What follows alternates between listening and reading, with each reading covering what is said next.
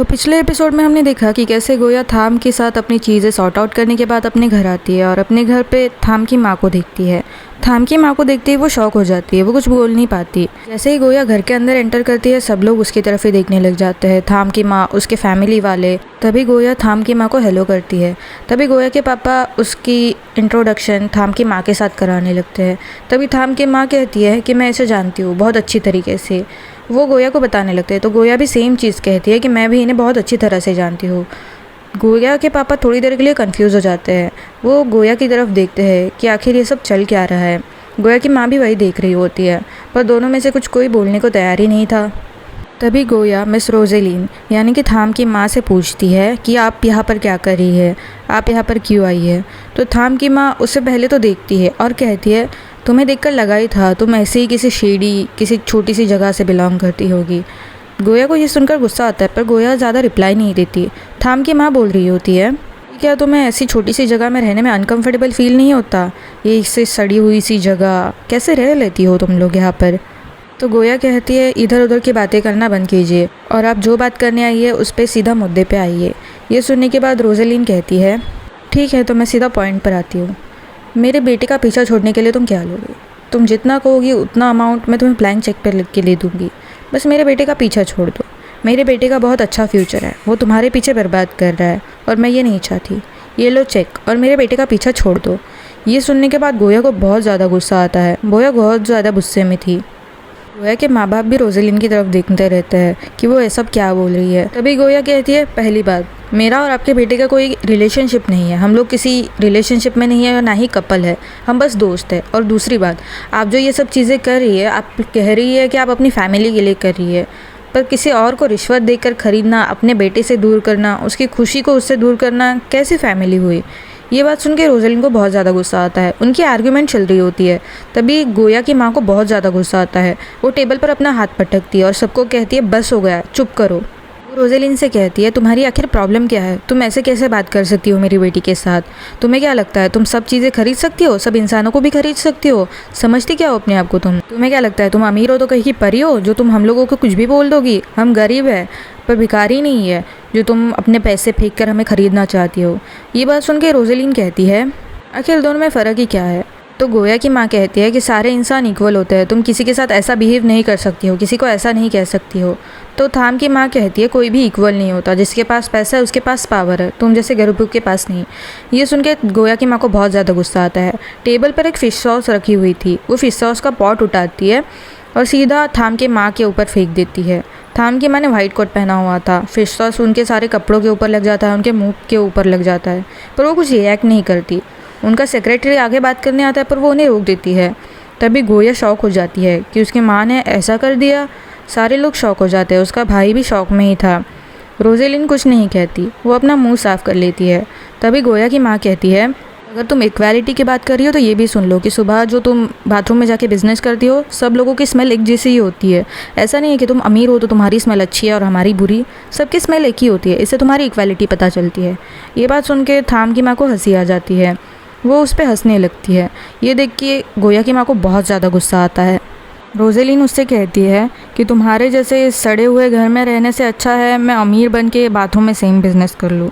ये बात सुन के वो कहती है कि हमारा घर भले ही सड़ा हुआ हो पर हमारा दिल तुमसे बहुत ज़्यादा अच्छा है, हमारा दिल तुम्हारे सड़े हुए दिल के जैसा नहीं है। ये सुन के गोया के भाई को बहुत ज़्यादा हंसी आती है। थाम की माँ रोजेलिन को वहाँ से निकल जाने के लिए कहती है। तभी थाम की माँ खड़ी होती है और कहती है तुम सब पर मुझे बहुत दया आ रही है, मैं तुम पर दया दिखाने के लिए पैसे ऑफ़र कर रही थी, तुम्हारी गरीबी मुझसे देखी नहीं गई, तुम्हारे जो हालात है उसके हिसाब से तुम्हें पैसे एक्सेप्ट कर लेने चाहिए थे, पर कोई बात नहीं, तुम्हारा ही नुकसान है।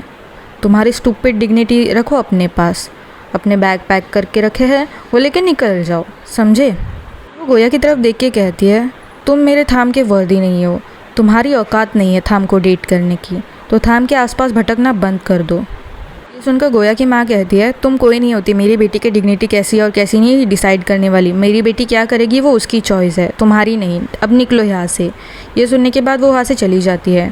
फिर सब लोग गोया की माँ को शांत करने लगते हैं। उसके पापा उन्हें इन्हेलर देते हैं और कहते हैं कि तुम शांत हो जाओ, इन्हेलर स्मेल करो और शांत हो जाओ। वो चली गई यहाँ से। सब लोग उनकी तारीफ़ करने लगते हैं। गोया और उसका भाई कहते हैं, माँ आपने जो किया वो बैडएस था, आपने ऐसा पहले कभी नहीं किया है, आपको हुआ क्या था, पर आपने जो भी किया बहुत अच्छा था, मुझे बहुत प्राउड है कि आप मेरी माँ हो। गोया ये सब कह रही होती है। तभी वो गोया उनसे पूछती है कि वो किस बारे में बात कर रही थी, हम किस मुसीबत में हैं और हमारे बैग्स पैक क्यों है। ये सुनकर गोया के पापा उससे कहते हैं, हम ये तुम्हें बताने ही वाले थे जब तुम वापस आ जाओगी, पर अब शायद वो वक्त आ गया कि हम तुम्हें बता दें। दरअसल मैं जिस कंपनी में काम करता हूँ वो कंपनी बिज़नेस से आउट हो चुकी है, वो कंपनी पूरी तरह से बैंकरप्ट हो चुकी है, हम सबकी जॉब्स जा चुकी है, तो हमें गांव शिफ्ट होना होगा। दूसरी तरफ थाम और उसका पूरा गैंग एक यॉट पर अपना रीयूनियन सेलिब्रेट कर रहे थे।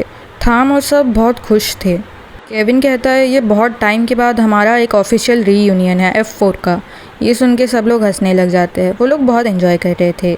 तभी थाम कहता है, ये देखो मैंने ये सारे टेक्स्ट गोया को भेजे पर वो देख नहीं रही, तुम्हें पता है इसका मतलब क्या है। वो मुझे असल में देखना चाहती है, वो मुझसे रियल में बात करना चाहती है, टेक्स्ट पे नहीं, इसलिए वो मुझे इग्नोर करे जा रही है। ये सुनने के बाद सबको हंसी आ जाती है, पर वो थाम को कुछ कह भी नहीं सकते। थाम उनकी बात क्यों सुनेगा। वो सबसे कहता है, गोया शायद यही चाहती है कि मैं उससे और ज़्यादा हार्ड परस्यू करूँ, तब वो शायद मानेगी, इसलिए वो मेरे सारे टेक्स्ट और कॉल्स इग्नोर किए जा रही है।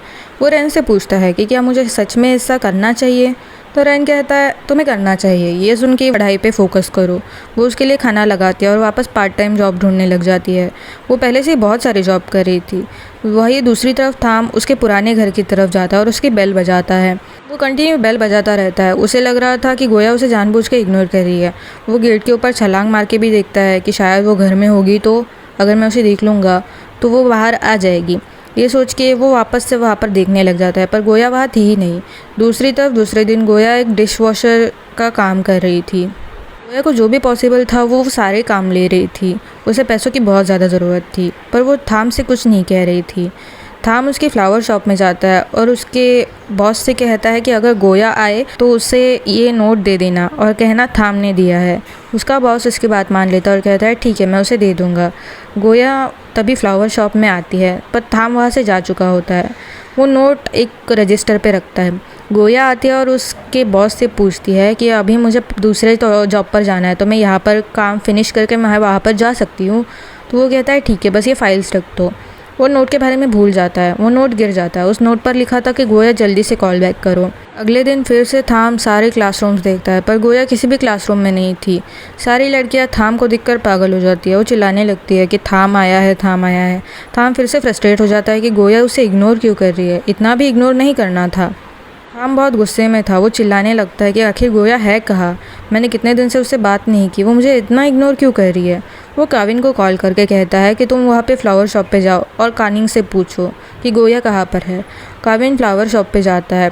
उसका मन तो नहीं था, पर वो फिर भी चले जाता है। पिछली बार कानिंग के साथ जो हुआ था उसकी वजह से वो जाना नहीं चाहता था, पर वो फिर भी थाम के लिए चले जाता है। वो जैसे ही डोर ओपन करता है वो देखता है कि कानिंग एक स्टूल पे खड़ी थी और फ्लावर के नए बास्केट्स ऊपर रख रही थी, पर वो किसी भी वक्त गिरने वाली थी। स्टूल बहुत हिल रहा था। कानिंग का बैलेंस जाके वो फूलों के साथ गिरने वाली थी। तभी काविन भाग के उसके पास जाता है और थैंकफुली उसे पकड़ लेता है। वो उसे गिरने से तो बचा लेता है, पर वो उतनी स्पीड में गया था वो सारे बॉक्सेस नीचे गिर जाते हैं, पर कानिंग बच जाती है। वो उसे पकड़ लेता है और संभाल लेता है। कानिंग देखती रहती है कि अचानक से यही कहाँ से आ गया। वो दोनों एक दूसरे को देख ही रहे थे। उनकी लास्ट मीटिंग के बाद शायद ये पहली मीटिंग थी, उसके बाद वो मिले ही नहीं थे। टेस्ला के इंसिडेंट के बाद वो दोनों एक दूसरे को देखते रहते हैं। कानिंग उसे थैंक यू कहती है, उसने उसे बचा लिया इसलिए।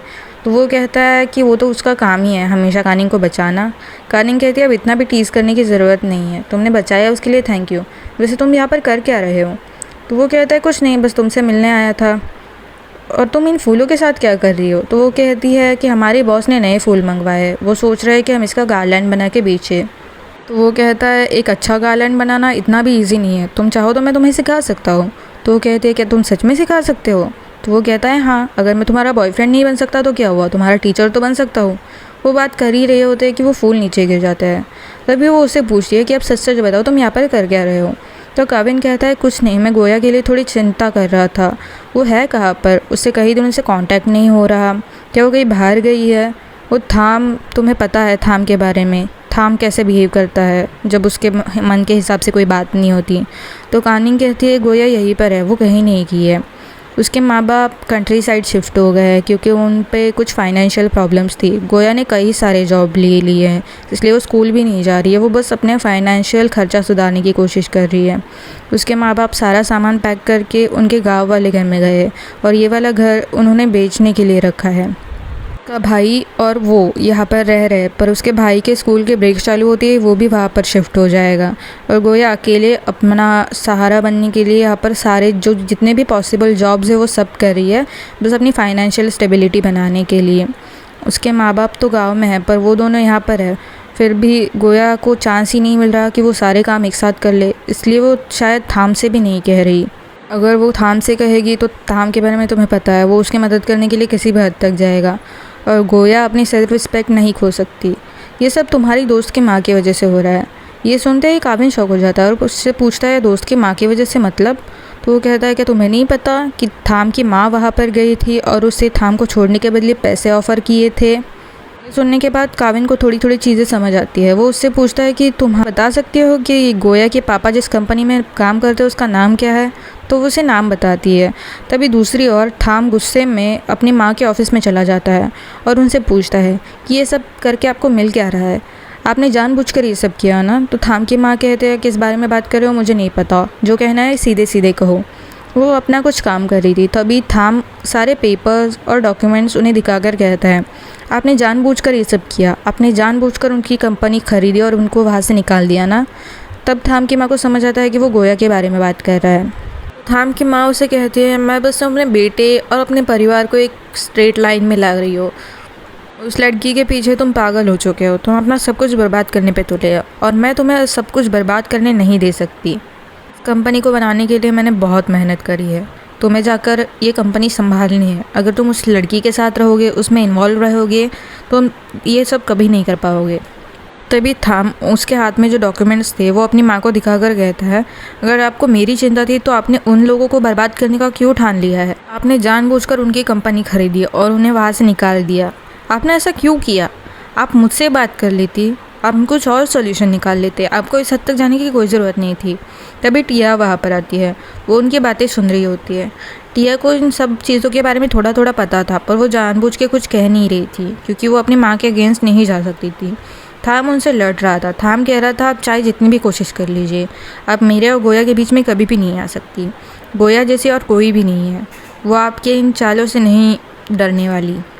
आपको करना है कर लीजिए, मैं भी देखता हूँ। अगले दिन गोया स्कूल से घर पे आ रही होती है और वो अपने माँ बाप से बात कर रही होती है।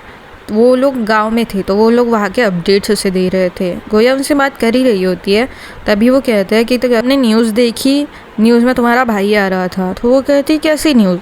तभी वो एक आर्टिकल देखती है और एक न्यूज़ चैनल ओपन करती है। न्यूज़ चैनल में उसका भाई न्यूज़ में आ रहा था। उसके माँ बाप उससे कहते हैं कि हम जिस एरिया में रहते हैं वहाँ पर बहुत सारी चोरियाँ हो रही है, घर फोड़े जा रहे हैं, और उसका भाई उसी न्यूज़ में था। वो न्यूज़ देखती है तो उस न्यूज़ में बताया गया था कि वो लोग जिस एरिया में रहते हैं उस एरिया में बहुत सारी चोरियाँ बढ़ गई है। लोग घर दिन दहाड़े खोलकर चोरी करके लेके जा रहे हैं।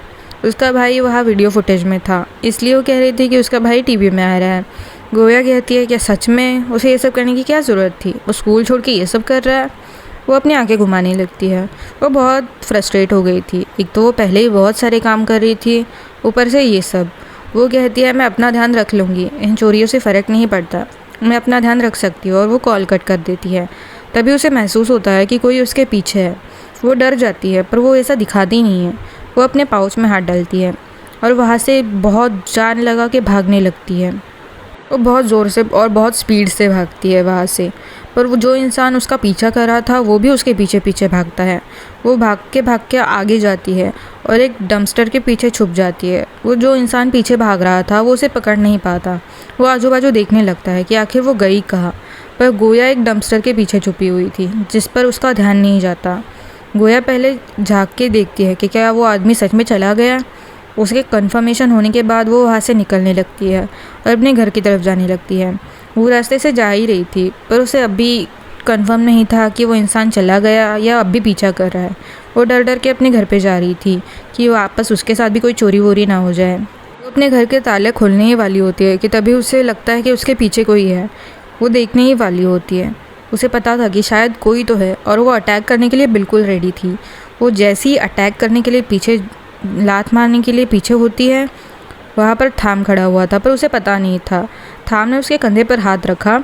वो उसे किक मारने के लिए तैयार थी, पर थाम को पता था कि गोया पहली चीज़ करेगी वो किक मारेगी, इसलिए उसका पैर पकड़ लेता है। पर उसे ये नहीं पता था कि गोया सेल्फ डिफेंस में उससे बहुत ज़्यादा अच्छी है। वो सीधे एक मुक्का घुमा के उस पर मुँह के ऊपर मार देती है। थाम बहुत ज़ोर से, मतलब बहुत ज़्यादा ज़ोर से ज़मीन पर गिर जाता है। जैसे ही वो देखती है कि वो इंसान और कोई नहीं थाम था, वो शॉक हो जाती है। वो उससे पूछती है कि क्या तुम ठीक हो, तुम्हें लगी तो नहीं। थाम कहता है इतनी ज़ोर से मारने के बाद पूछ रहे हो लगी तो नहीं, कैसी इंसान हो यार, और तुमने इतने ज़ोर से मारा ही क्यों। वो कहती है मैंने थोड़ी ना देखा था कि तुम थाम हो, अगर मैं देखती तो तुम्हें थोड़ी ना मारती। तो वो कहता है अब इतना भी मत बनो, तुम्हें पता था मैं हूँ, तुमने देखा था। वो कहते हैं मैंने देखा नहीं था, मुझे बस लगा था कि कोई मेरा पीछा कर रहा है, मुझे ये नहीं पता था कि तुम हो। थाम उससे झगड़ने लग जाता है, वो भी थाम से झगड़ने लग जाती है। फिर थाम उसे शांत होने के लिए कहता है। वो पूछती है तुम यहाँ पर क्या कर रहे हो। तो वो कहता है तुम मेरी कॉल्स नहीं देख रही हो, मेरे मैसेजेस नहीं देख रही हो, मैं तुम्हें स्कूल में भी ढूंढ रहा हूँ, तुम वहाँ पर भी नहीं हो, तो मैं आखिर करता तो करता क्या। और मैंने न्यूज़ भी देखी कि तुम्हारे घर के आसपास बहुत ज़्यादा चोरियाँ हो रही है, लोग हमला कर रहे हैं, इसलिए मुझे तुम्हारी बहुत ज़्यादा चिंता हो रही थी। तो मैंने तय किया है मैं तुम्हारे आसपास ही रहूँगा। तो वो कहती है यहाँ पर कोई होटल वगैरह नहीं है जिसमें तुम रह सकोगी, तो तुम रहने कहाँ वाले हो।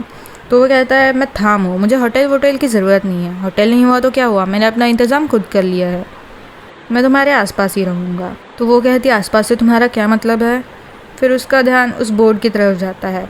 एक घर के ऊपर सेलिंग का बोर्ड लगा हुआ था, वो घर सेल कर रहे थे।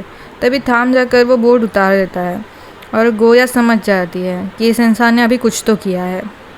वो शौक होकर पूछती है तुम सच बताओ तुमने क्या किया है। तो वो कीज़ दिखाकर कहता है कि मैंने ये घर खरीद लिया है, अब से मैं तुम्हारा पड़ोसी हूँ। हाय पड़ोसी। गोया ये देखकर डिसबिलीफ में चली जाती है कि क्या इसने सच में ये किया है या मैं सपना देख रही हूँ। तो वो कहता है तुम सपना नहीं देख रही हो, मुझे तुम्हारी बहुत ज़्यादा चिंता हो रही थी, मैं तुम्हें ऐसे जगह पर अकेले रहने नहीं दे सकता था। वही दूसरी तरफ टिया अपनी माँ के पास जाती है और अपनी माँ से कहती है मैंने आपसे ज़िंदगी भर में कुछ भी नहीं मांगा, जो आपने फ़ैसले लिए मैंने उनका साथ दिया है, बस एक वर्ड फैमिली की वजह से। मैं आपसे पहली बार कुछ मांगना चाहती हूँ, प्लीज़ आप थाम के साथ ऐसा मत कीजिए जो आपने मेरे साथ किया था। थाम को उसकी लाइफ जीने दीजिए, उसको अपनी लव लाइफ जीने दीजिए, आप उसमें दखल अंदाजी मत कीजिए। आपने जो मेरे साथ किया वो उसके साथ मत कीजिए प्लीज़। आपकी वजह से मैं एक लवलेस लाइफ जी रही हूँ, पर मैं नहीं चाहती कि थाम भी वैसा फील करे। ये सुनने के बाद रोज़ेलिन कहती है मैं अपनी फैमिली को बचाने के लिए कुछ भी कर सकती हूँ, समझी। ऐसा नहीं है कि मैंने तुम्हारे लिए हुए फैसले कुछ गलत साबित हुए, तुम खुश हो।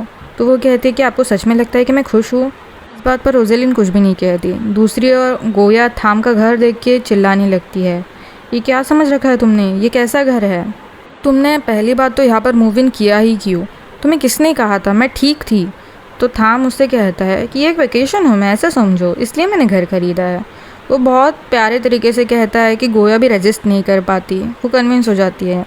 पर गोया वो मानने के लिए तैयार ही नहीं थी। वो उससे पूछती है कि तुम ऐसे रहोगे कैसे, तुम्हें अकेले रहने का कुछ भी एक्सपीरियंस है, यहाँ पर तुम्हारे कोई नौकर वोकर नहीं है, तुम नौकर के बिना कभी रहे भी हो। तो वो कहता है मैं सीख लूँगा। तो उसे मारने लगती है, सीख लूँगा का क्या मतलब है, तुम्हें ऐसे रहने की ज़रूरत ही नहीं थी, तुम अपने घर में रह लेते ना, तुम्हें मेरी चिंता करते हुए यहाँ तक आने की ज़रूरत नहीं थी। तो उसे शांत करता है और कहता है कैसे नहीं आता मैं, अगर मैं यहाँ पर नहीं होता तो मुझे हमेशा के लिए गिल्ट रहता अगर तुम्हारे साथ कुछ होगा और मैं वहाँ पर हेल्प करने के लिए नहीं होऊंगा। ये बात ज़िंदगी भर मुझे सताएगी और उस गिल्ट में रहने से अच्छा मैं यहाँ पर रह लूँगा, समझी। मैं कैसे भी करके एडजस्ट कर लूँगा, तुम मेरी चिंता मत करो, मैं बस तुम्हारी केयर करना चाहता हूँ, मुझे करने दो। इस बात पर गोया कैसे आर्ग्यूमेंट कर लेती, तो गोया चुप हो जाती है, वो उसकी बातें सुनने लगती है। थाम शांत होकर उसे कहता है तुम मेरी चिंता मत करो, मैं कैसे भी करके एडजस्ट कर लूँगा, मैं बस तुम्हारे साथ रहना चाहता हूँ, तुम्हारी केयर करना चाहता हूँ। मैं नहीं चाहता कि तुम्हारे साथ कुछ भी हो, और तुम्हारे साथ अगर कुछ होना भी है तो मैं तुम्हारे साथ हूँ। मैं तुम्हें कभी भी अकेला छोड़ना नहीं चाहता, किसी भी मुसीबत में मैं तुम्हारे साथ रहना चाहता हूँ।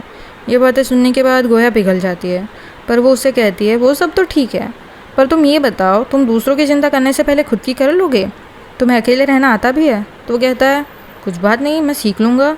तो वो कहती है देखते हैं। फिर वो अपने घर चली जाती है। वो सो रही होती है, तभी उसे ज़ोर से चिल्लाने की आवाज़ आती है। थाम चिल्ला रहा होता है गोया मदद करो, गोया मदद करो। ये सुन के गोया का भाई भी डर के उठ जाता है। वो फावड़ा लेकर वहाँ पर भागती हुई चली जाती है। उसे लगता है कि उस पर किसी ने अटैक कर दिया होगा। वो भागकर चली जाती है और देखती है और शॉक हो जाती है। थाम एक पाइप पकड़ के खड़ा था। उसे पाइप हैंडल नहीं हो रहा था। उसे वॉशिंग मशीन चलानी नहीं आ रही थी। उसे ये नहीं पता था कि वॉशिंग मशीन में पानी कैसे डालते हैं, ये पाइप अंदर कैसे डालना है। गोया कहते तुमने इस वजह से इतना चिल्लाए, इस वजह से इतना चिल्ला रहे थे और उतना शोर मचा रहे थे। तो वो कहता है छोटी सी बात तो नहीं है ना, मुझे कपड़े धोने थे, कल पहनने के लिए मेरे पास कपड़े नहीं हैं। तो वो उसे वॉशिंग मशीन चलाना सिखाती है। वो उसे सिखाती है कि कैसे वॉशिंग मशीन चलाते हैं, उसमें कैसे सब डालते हैं। तभी थाम बिंग थाम वो उस डिटर्जेंट का स्मेल ले रहा था। गोया ये देखती है और उससे मारने लग जाती है। तुमसे किसने कहा ये सब करने के लिए? तो वो कहता है मुझे नहीं आता, इसलिए मैं तुमसे सीख रहा हूँ। किसी ने अटैक कर दिया होगा। वो भागकर चली जाती है और देखती है और शॉक हो जाती है।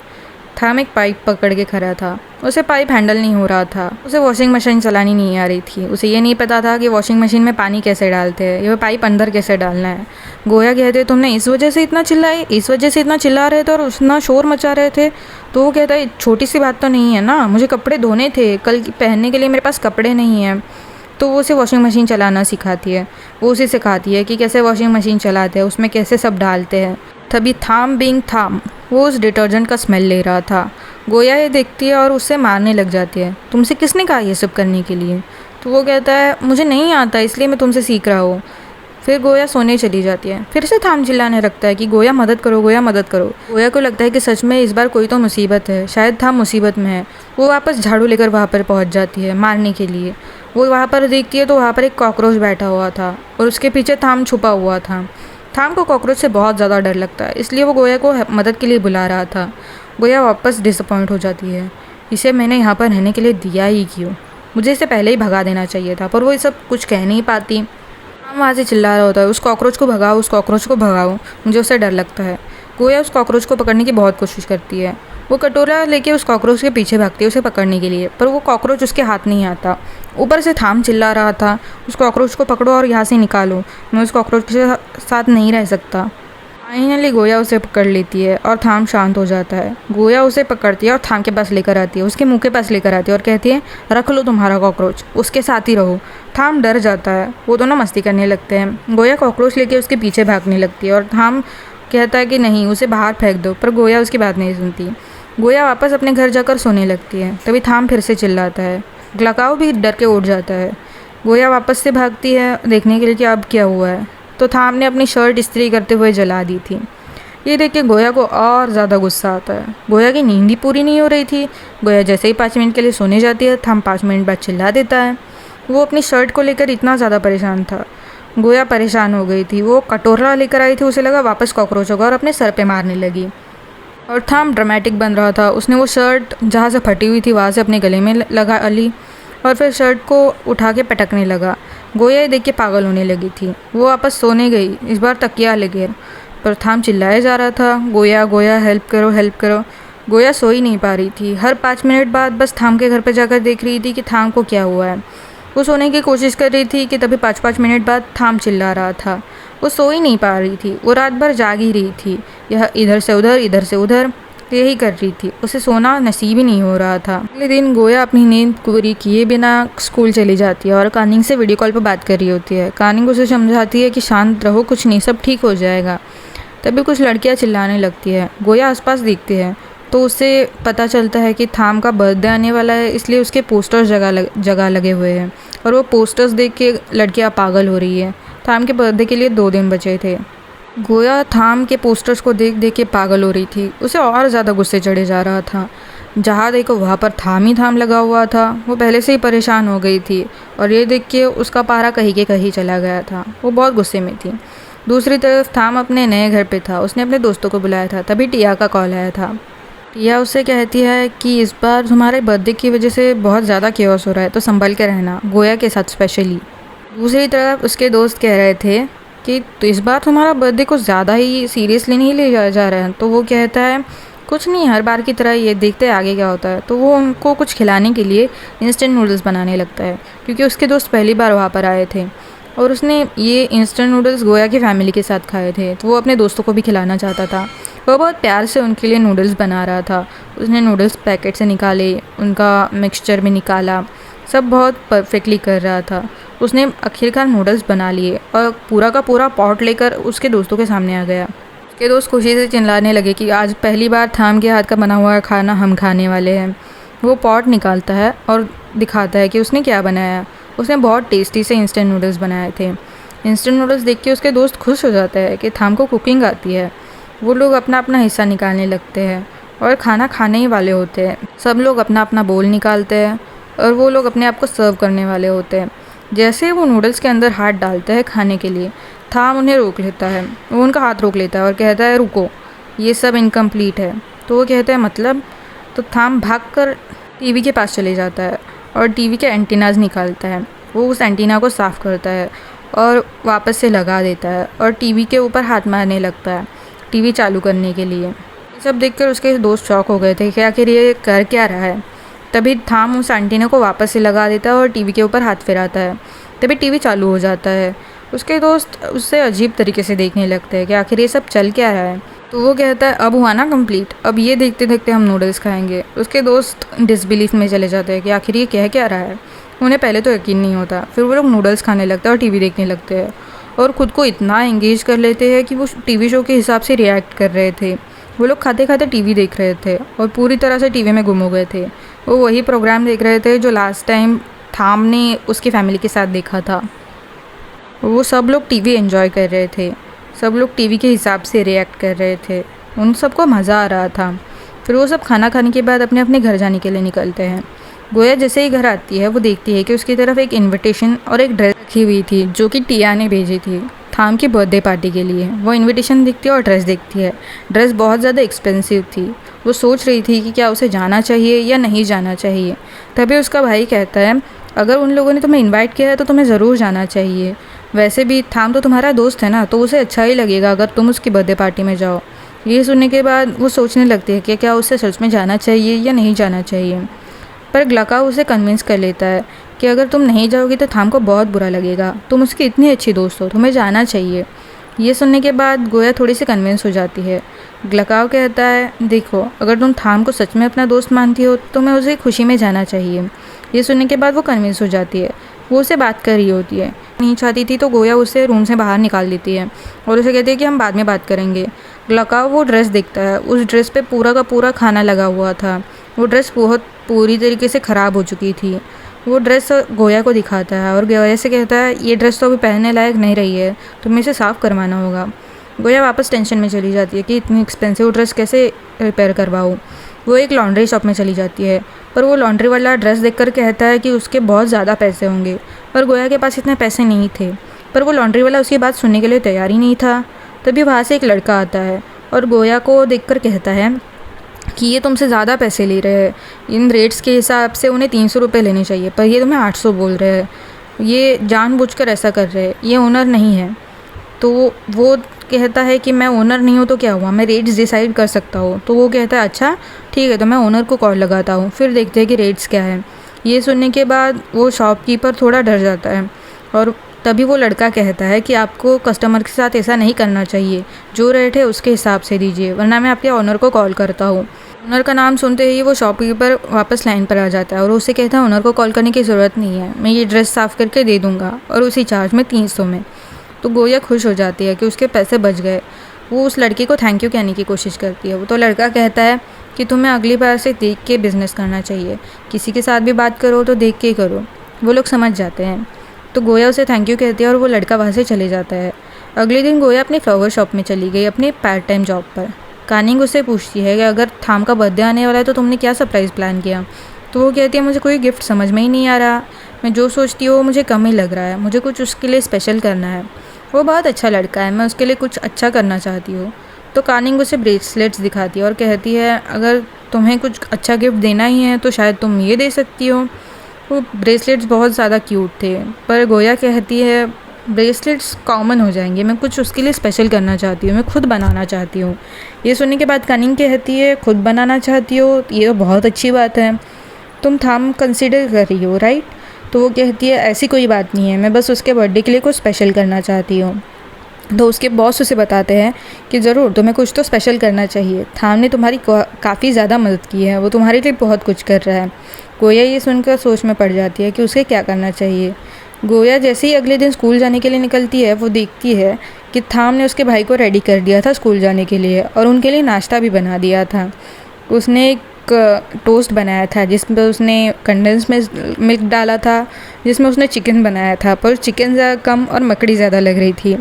पर गोया उसे देख के इतनी खुश थी, वो उसे कुछ बोल ही नहीं पा रही थी। वो बस उसे देखे जा रही थी कि वो उसके और उसके भाई के लिए कितना ज़्यादा कर रहा है। वो लोग बहुत खुश थे। वो लोग बातें करते करते नाश्ता कर लेते हैं और स्कूल जाने के लिए निकलते हैं। थाम तो ग्रेजुएट होने वाला था, तो थाम वहीं पर रुक जाता है उन दोनों को ड्रॉप ऑफ करके। गोया उस मोमेंट में बहुत ज़्यादा खुश थी। वो स्कूल जाती है, वो एक कुकिंग वीडियो देख रही होती है और वहाँ से एक कॉरिडोर से गुजर रही होती है। जैसे वो वहाँ से गुजरती है, उसे किसी के बात करने की आवाज़ आती है, तो वो ध्यान से सुनती है। वो F4 की आवाज़ थी। वो लोग अपनी जनरल बातें कर रहे थे थाम के बारे में। थाम वहाँ पर था और कह रहा था कि कैसे वो उस चेयर में मज़े से बैठा है और कैसे वो आराम कर रहा है, कैसे उसे अच्छा फील हो रहा है। वो सब अपनी जनरल बातें कर रहे थे। ये सब बातें सुनने के बाद गोया को इन बातों में कोई इंटरेस्ट नहीं था, वो उनमें नहीं जाना चाहती थी। तो वो अपने अपने काम से अपना काम रख रहे थे। वो लोग अपनी बातें कर रहे थे।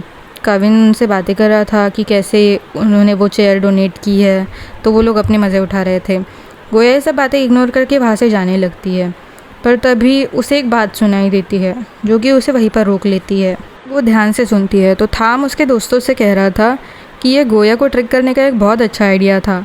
उसे क्या पता, मैं अपने सारे कपड़े घर धुलवाता हूँ और जैसे ही वो आने वाली होती है मैं अपने कपड़े पहले ही वापस लेकर आता हूँ। तो रेन उससे पूछता है, पर तुम तो वहाँ पर उसे प्रोटेक्ट करने के लिए गए थे ना, वहाँ पर बहुत ज़्यादा चोरियाँ हो रही है, तो तुम घर कैसे जाते हो? तो वो कहता है कि मैंने वहाँ पर सिक्योरिटी प्लेस करवा के रखी है, तो मैं अगर वहाँ पर नहीं भी होऊंगा तो गोया सेफ़ रहेगी। ये बातें सुनने के बाद F4 सोच में पड़ जाते हैं। तभी गोया ये सब बातें सुन रही होती है। वो कहता है कि गोया को इम्प्रेस करने के लिए मुझे इतना तो करना पड़ेगा, मुझे गोया से और पॉइंट्स चाहिए उसका दिल जीतने के लिए, तो मुझे ये सब करना पड़ेगा। उसे ये नहीं पता था कि गोया बाहर ही थी। गोया उसे फ़ोन लगाती है पर वो अपना फ़ोन नहीं उठाता, तो गोया बहुत गुस्सा हो जाती है। सब लोग बात कर रहे होते हैं। थाम उससे कहता है कि वो तो कुछ भी मान जाती है, पर मैं उस हर्ट नहीं करना चाहता, मैं बस उसे प्रोटेक्ट करने के लिए ये सब कर रहा हूँ। मुझसे ये सब नहीं होगा। मैं स्टूपिड हूँ जो तुम्हारी बातें मानती हूँ? मैं तुम पे भरोसा करती हूँ तो मैं क्या तुम्हें स्टूपिड लगती हूँ? F4 ये देख नहीं पा रहा था। वो लोग कुछ कर भी नहीं सकते थे क्योंकि थाम यहाँ पर गलत था। वो थाम को बहुत बुरी तरीके से मारने लगती है। एक एक करके F4 वहाँ से जाने लगते हैं, उन दोनों को वहीं पर छोड़ के। गोया अपना पूरा गुस्सा थाम पे निकाल रही होती है, जो कि सही भी था। वो उसे बहुत ज़ोर ज़ोर से मारती है। उसके हाथ में कचरे की थैली थी, वो उस कचरे की थैली से उसे मारने लगती है और थाम बेचारा मार खा रहा था। वो गुस्से में वो कचरा फेंकने जाती है और तभी वहाँ पर उसे एक थाम का पोस्टर दिखाई देता है। तो वो सोचती है कि अगर थाम के साथ वो कुछ नहीं कर सकती तो उसके पोस्टर के साथ करेगी। वो एक मार्कर उठाती है और उसके फेस पे बहुत अजीब अजीब सी ड्राइंग्स बनाने लगती है। मुझे वो सब करके बड़ा मज़ा आ रहा था। वो बहुत ज़्यादा गुस्से में थी तो वो अपना गुस्सा वैसे निकाल रही थी। अभी पीछे से एक लड़का उसे आवाज़ लगाता है। वो मुड़कर देखती है और वो ध्यान से देखती है तो वो वही लड़का था जो उसे लॉन्ड्री शॉप में मिला था, जिसने उसकी मदद की थी। उसका नाम तलाय था। वो गोया को पता नहीं था कि वो उसी स्कूल से है। गोया उसे देख के शॉक हो जाती है। तो वो कहता है, तुम्हें पता नहीं था ना मैं इसी स्कूल से हूँ? तो वो कहती है, सच बताओ तो नहीं पता था, तो मुझे कभी दिखे ही नहीं। तो वो कहता है, मैं ऑर्डिनरी हूँ ना, इसलिए किसी को दिखता नहीं हूँ। अगर मैं भी उन लोगों की तरह रिच होता तो मैं सबको दिखाई देता। पर गोया को उसकी बातें समझ नहीं आती। वो कहता है, तुम्हें भी रिच लोगों से गुस्सा आता है, तुम्हें भी F4 पसंद नहीं है? तो गोया उस टाइम गुस्से में थी, तो वो इसलिए कहती है कि मुझे भी इन लोगों से चिढ़ाती है, ये लोग बहुत झूठे हैं। इन लोगों को झूठ बोलना बहुत अच्छी तरीके से आता है। तलाय कहता है, सच बात है, वो लोग बहुत अच्छी तरह से झूठ बोल लेते हैं। पैसा होता है तो सबको मज़ा आता है। सब जिसके पास पैसा होता है वो जो बोले वो सही होता है। गोया को उसकी बातें उठ पटांग लगती है तो वो उस पर ध्यान नहीं देती। वो उससे कहती है, मुझे अब चलना चाहिए।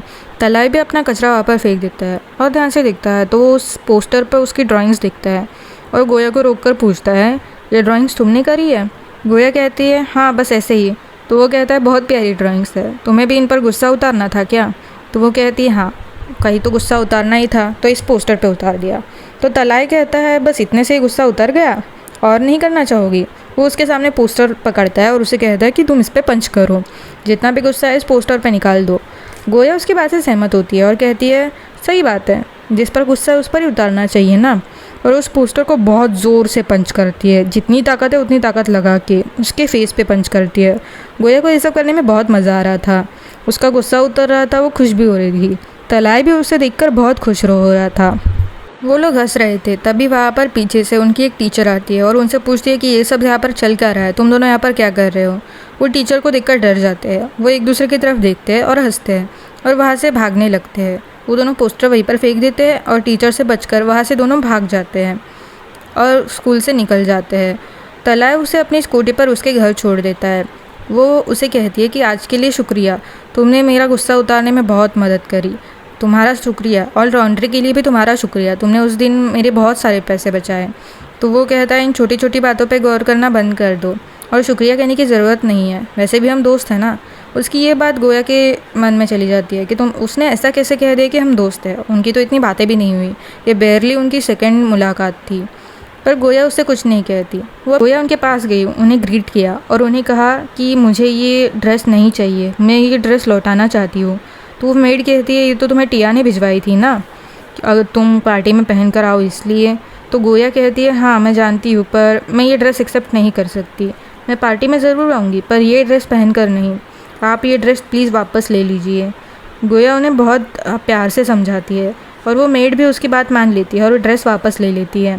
गोया वो ड्रेस उनके पास वापस करके वहाँ से जाने लगती है। तो वो मेड उससे पूछती है कि क्या तुम श्योर हो तुम ये ड्रेस नहीं पहनना चाहती, ये तुम्हारे लिए इस घर से भेजी गई है, तुम्हें शायद पहननी चाहिए। तो वो कहती है मैं पार्टी में आने के लिए ये ड्रेस नहीं पहन सकती, उन्होंने दिया उनका शुक्रिया, बट मुझे ये ड्रेस एक्सेप्ट नहीं है, मैं अपनी ड्रेस पहन कर आ जाऊँगी, आप प्लीज़ उन्हें ये मेरी तरफ से दे दीजिए। वो उन्हें थैंक यू कहती है और वहाँ से निकलने लगती है। वो मेड कुछ नहीं कहती, वो बस उसकी तरफ देखने लगती है। वो गुस्से से देख रही थी पर उसने गोया को कुछ कहा नहीं। गोया जैसे ही जाने लगती है उसे गेट की तरफ एक कार दिखाई देती है, उस कार में से रेन उतर रहा था। वो रेन को देखती है, रेन उसको देखता है और रेन को समझ आता है कि कुछ तो गड़बड़ है, गोया यहाँ पर आई है मतलब कुछ तो हुआ होगा। वो गोया से पूछता है कि क्या तुम किसी वॉक पर जाना चाहोगी। तो गोया कहती है ठीक है कोई बात नहीं चलते हैं। तो वो कहता है ठीक है। वो दोनों साथ में एक वॉक पे चले जाते हैं। वो रेन से पूछती है कि क्या मैं सच में थाम के वर्दी नहीं हूँ। तो वो कहता है किसने भी कहा हो तुम मत मानो, मैं तुम पे बिलीव करता हूँ, तुम्हारे जैसे थाम को लड़की कोई भी नहीं मिल सकती, वो चाहे जितनी कोशिश कर ले, तुम इकलौती एक हो, समझी। तो अपने आप में बिलीव करना सीखो और किसी और की बातों पे ध्यान मत दो, मैं तुम पे बिलीव करता हूँ। और फिर वो अपनी ड्राइंग बनाने लग जाता है। गोया घर पे चली जाती है और वो थाम को ढूंढने लगती है पर थाम कहीं भी नहीं था। वो थाम को हर जगह ढूंढती है, फिर वो उसके घर चली जाती है। वो झाँक कर देखती है तो थाम और उसका भाई कुछ तो कर रहे थे। वो दरवाज़ा खोल के अंदर चली जाती है। वो दोनों शॉक हो जाते हैं। थाम वो चीज़ें ढक देता है जो वो देख रहा था। गोया उनसे पूछती है कि ये चल क्या रहा है, पर थाम उसे डरा हुआ था तो उससे कुछ नहीं कहता है। ग्लकाव कहता है थाम ने तुम्हारे लिए एक सरप्राइज़ प्लान किया था। तो वो कहती है कैसा सरप्राइज़, अब बता भी दो। तो ग्लकाव कहता है ये सारी मेस देख रही हो, ये सब तुम्हारे लिए की गई है। थाम बहुत देर से तुम्हारे लिए मेहनत कर रहा था तुम्हें सरप्राइज़ देने के लिए, उसने अपने कपड़े किचन सब गंदा कर दिया। तब थाम कहता है चिंता मत करो मैं किचन साफ़ कर दूंगा, और ये टी शर्ट मैंने तुमसे बोरो कर लिया, मैं वापस कर दूंगा। पर गोया कुछ नहीं कहती, वो गुस्सा नहीं थी, वो उल्टा उन दोनों के लिए खुश थी, वो स्माइल कर रही थी। तो थाम को थोड़ा रिलीफ मिला कि गोया गुस्सा नहीं कर रही थी, स्माइल कर रही थी। गोया उनसे पूछती है अब बता भी दो क्या बनाया है। वो टोकरी उठाकर देखती है तो उस टोकरी में एक ऑमलेट रखा हुआ था और ऑमलेट पे एक सॉस से सॉरी लिखा गया था, पर सॉरी की स्पेलिंग गलत थी। तो ग्लकाव कहता है मैंने इसे बताया था कि इसकी स्पेलिंग गलत है, पर इसने माना ही नहीं। पर गोया कुछ रिएक्ट नहीं करती, वो खुश हो जाती है। गोया उस पर गुस्सा नहीं कर रही थी, खुश थी। तो ये देखकर थाम थोड़ा डिसबिलीफ में था कि गोया ने आज गुस्सा कैसे नहीं किया। वो लोग नाश्ता करने लगते हैं और तभी रात हो जाती है। वो लोग रात को बाहर घूम रहे थे तो गोया कहती है बहुत रात हो गई है, मुझे चलना चाहिए। थाम कहता है कहाँ जा रही हो, 12 बजने में थोड़ा ही टाइम बाकी है। पहले तो उसके दिमाग से सब निकल गया था, पर गोया कहती है कि हाँ मेरे तो ध्यान में ही नहीं था कि 12 बजने वाले हैं। तो वो कहता है बस 12 बजने तक यहाँ पे रुक जाओ, मुझे 12 बजते सबसे पहले तुम्हारा फेस देखना है और अपने बर्थडे की शुरुआत तुम्हारा फेस देख के करनी है। ये सुनने के बाद गोया कहती है कि सच कह रहे हो, पर वो पहले तो शर्मा जाती है, ज़्यादा कुछ नहीं कहती और वो अपनी घड़ी देखती है। तो सच में 12 बजने के लिए कुछ ही टाइम बचा था। तो वो दोनों वहाँ पर बात करने लगते हैं। गोया खुश हो रही थी कि थाम उससे कह रहा था कि उसे सबसे पहले गोया का फेस देखना है, और थाम भी बहुत खुश था गोया को अपने पास देखकर। वो अपने बर्थडे की शुरुआत उसके साथ ही करना चाहता था, वो उसके साथ ही खुश रहना चाहता था। दोनों एक दूसरे के साथ बातों में इतना खो गए कि टाइम का ध्यान ही नहीं रखा, और तब तक उन 12 बजने का टाइम हो गया। गोया अपनी घड़ी देखने लगी, और गोया घड़ी देखकर काउंटडाउन स्टार्ट करने वाली थी, ताकि तो अपनी आंखें बंद कर लेता है और गोया काउंट करने लगती है। गोया धीरे धीरे काउंट कर रही थी, तभी 12 बज जाते हैं। थाम आंखें खोलता है और सबसे पहले गोया को देखता है। वो उसकी आंखें देखता है, उसकी स्माइल देखता है, और बस गोया को ही देखते रहता है। गोया भी ये देखकर बहुत खुश हो रही थी, वो स्माइल करने लगती है। थाम भी उसे देख के बहुत ज़्यादा खुश था। वो लोग एक दूसरे में बहुत ज़्यादा खो गए थे। फिर वो एक दूसरे को बाय करके घर चले जाते हैं और कहते हैं कल पार्टी में मिलते हैं। वो गोया थाम को सरप्राइज़ करने के लिए एक गिफ्ट बना रही थी। वो अपने हाथों से कुछ बनाकर उसे देना चाहती थी, पर वो चाहती थी कि वो चीज़ यूनिक हो, थाम को पसंद आए, कुछ क्रिएटिव भी हो। तो वो उसके लिए कुकीज़ बना रही थी यूट्यूब पे देखकर। कानिंग और उसका भाई भी उसकी मदद कर रहे थे। वो लोग हंसी खुशी कुकीज़ बना रहे थे, और वो चाहते थे कि वो कुकीज़ स्पेशल बने। गोया बहुत मेहनत कर रही थी, और कानिंग और उसका भाई उसे मदद कर रहे थे। वो लोग कुकीज़ की शेप बनाने लगे, डो बनाने लगे। वो सब देखकर प्रैक्टिस कर रहे थे, और बहुत अच्छी कुकीज़ बनाने की प्रैक्टिस कर रहे थे। वो लोग बहुत खुश थे। तभी गोया उसके लिए एक बॉक्स भी बनाती है, ताकि वो जब उसे कुकीज़ दे वो प्यारा सा बॉक्स भी उसके साथ हो। वो कुकीज़ बनाकर ले आती है, पर ये कुकीज़ कोई आम कुकीज़ नहीं थी। वो कुकीज़ पर थाम के लिए कुछ स्पेशल करना चाहती थी, ताकि वो कोई आम ना लगे। तो एक चॉकलेट सिरप लेती है, और चॉकलेट सिरप से उन कुकीज़ पर थाम के जैसा फेस बनाने लगती है। तभी कानिंग उसे कहती है तुम देखना, थाम को ये बहुत ज़्यादा पसंद आएगा, क्योंकि ये तुमने बनाया है। वो कुकीज़ एक बॉक्स में रख देती है और तैयार होने के लिए चली जाती है। वो एक प्यारी सी ब्लू ड्रेस निकालती है, और जो जूते उसे मीरा ने दिए थे वो हील्स पहन लेती है। मीरा ने उसे कहा था कि जब भी वो ये हील पहनेगी तो वो एक अच्छी जगह ही जाएगी, क्योंकि अच्छे जूते हमें अच्छी जगह लेके जाते हैं। वो पार्टी की जगह पर पहुंच जाती हैं।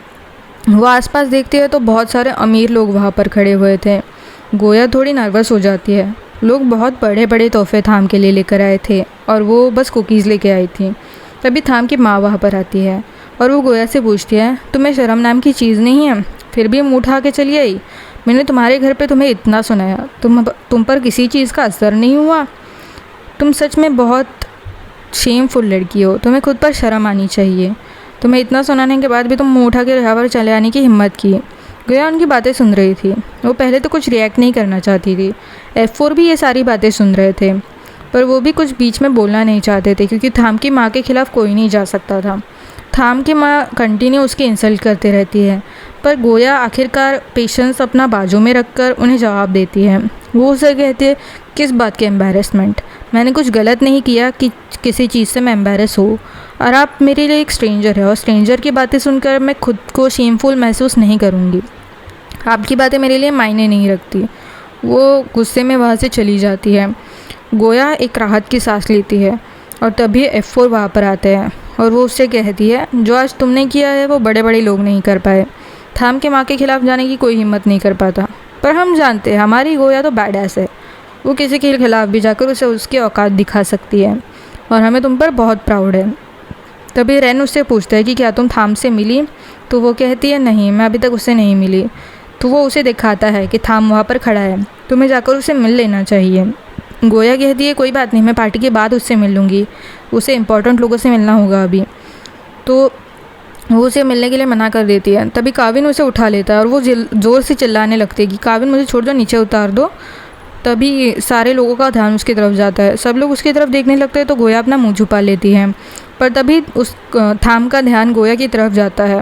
वो गोया की तरफ देखता है। गोया चिल्ला रही होती है कि मुझे नीचे तो उतार दो। वो केविन के कान में बोलती है कि मुझे नीचे उतार दो, अब तो उसने देख भी लिया, अब तो नीचे उतार दो। वो थाम को हाय करती है। थाम उसकी तरफ चलते हुए आता है। तभी काविन गोया को नीचे उतारता है। तभी थाम उसे पकड़ लेता है, और थाम उससे पूछता है कि क्या तुम ठीक हो, इन्होंने तुम्हें परेशान तो नहीं किया। तो वो कहती है नहीं, मैं ठीक हूँ। तो वो कहता है तुम बहुत प्यारी लग रही हो। तो वो गोया कहती है कि तुम्हें इतना भी ड्रेसअप होने की ज़रूरत नहीं थी। तो थाम कहता है सीधे सीधे ये नहीं बोल सकती कि मैं हैंडसम लग रहा हूँ। गोया ये बात सुनकर शर्मा जाती है। तो वो कहता है अच्छा, तो अब बताओ मेरा गिफ्ट कहाँ पर है। वो देख रहा था कि उसने पीछे कुछ तो छुपाया है, पर गोया कुछ कहती नहीं है। गोया उसका गिफ्ट दिखाने में थोड़ी एम्बेरस हो रही थी, क्योंकि सब लोग उसके लिए बहुत बड़े बड़े तोहफे लाए थे और वो सिर्फ कुकीज़ बना कर लाई थी, इसलिए वो उससे अपना तोहफ़ा नहीं दिखाती। तभी वहाँ पर थाम की माँ एक अनाउंसमेंट करने लगती है, तो सबका ध्यान उस अनाउंसमेंट की तरफ जाता है। सब लोग थाम की माँ की तरफ देखने लगते हैं। थाम की माँ पार्टी होस्ट कर रही थी, तो वहाँ पर होस्टिंग करने लगती है। सब लोग उसकी तरफ देखने लगते हैं। F4, गोया और सारे गेस्ट उसकी माँ की तरफ देखते हैं। उसकी माँ अपनी स्पीच देने लगती है। तभी वहाँ पर एक लड़की कहीं से तो घुस आती है। सिक्योरिटी किसी पर चिल्ला रही होती है कि रुको रुको, इस लड़की को कोई पकड़ो, वो घुसी जा रही है अंदर। सब सिक्योरिटी उस लड़की के पीछे भागती रहती है, पर वो लड़की किसी की बात ही नहीं सुनती। वहाँ पर स्टेज पर थाम की माँ अपनी स्पीच दे रही थी और ये लड़की भागती भागती आ रही थी। स्नीकर्स पहने थे और उसके ऊपर ड्रेस पहनी थी। अजीब सी लड़की थी, किसी की बात सुनी नहीं रही थी। पार्टी में कहीं से तो क्रैश हो गई थी और सबको धक्का देते हुए इधर उधर भागते हुए, सबके बीच में से भागते हुए सारी सिक्योरिटी उसे पकड़ने की कोशिश कर रही थी, पर कोई भी उसे पकड़ नहीं पा रहा था। वो टेबल से नीचे के घुसकर वहाँ पर जा रही थी, गोया के पास जा रही थी। वहाँ पर थाम, F4 सारे लड़के खड़े थे। F4 के काविन और MJ ने उसे पहचान लिया था कि वो लड़की कौन है, पर वो कुछ बोल नहीं पा रहे थे। वो लड़की इधर उधर से भागते हुए सिक्योरिटी को डॉज करते हुए सीधा थाम की तरफ पहुंची, पर वो थाम की तरफ नहीं जा रही थी, वो गोया की तरफ जा रही थी। वो गोया के पास पहुंची और ट्रिप होके गोया के ऊपर गिर गई। गोया उसके साथ साथ नीचे गिर गई। गोया को बहुत ज़ोर से लगी, पर गोया कुछ कह नहीं रही थी। वो लड़की धड़ाम से नीचे गिरी। सब लोग शॉक होकर वहाँ पर देखने लगते हैं। गोया को थोड़ी सी लग गई थी, पर गोया कुछ कहती नहीं है। वो लड़की अपना मुंह उठाती है और गोया की तरफ देखती है। गोया उसकी तरफ देखती है। गोया को लग रहा था कि उसने कहीं तो इसे देखा है, पर उसे समझ नहीं आ रहा था कि कहाँ पर देखा है। वो लड़की बहुत प्यारी लग रही थी। वो गोया की तरफ देखती रहती है और गोया की तरफ देख के स्माइल करती है। गोया को ये थोड़ा अजीब लगा कि वो दोनों एक दूसरे को जानते भी नहीं और वो लड़की उसे देख के स्माइल कर रही है। तभी थाम की माँ वहाँ से अनाउंसमेंट कर देती है कि आज थाम 18 ईयर्स का हो गया है, तो हम ये अनाउंसमेंट कर रहे हैं कि लालिता, यानी कि वही लड़की जो गोया के ऊपर गिरी थी, उसकी और थाम की एंगेजमेंट है आज ही, अभी ही। ये अनाउंसमेंट सुनकर सारे गेस्ट शॉक हो जाते हैं। तो आपको क्या लगता है आगे क्या होगा? आगे थाम और गोया की कहानी कैसे होगी? थाम या गोया, या थाम या लालिता? आपके जो भी ओपिनियंस हो कमेंट्स कर देना और नेक्स्ट पार्ट के लिए सब्सक्राइब करना मत भूलना।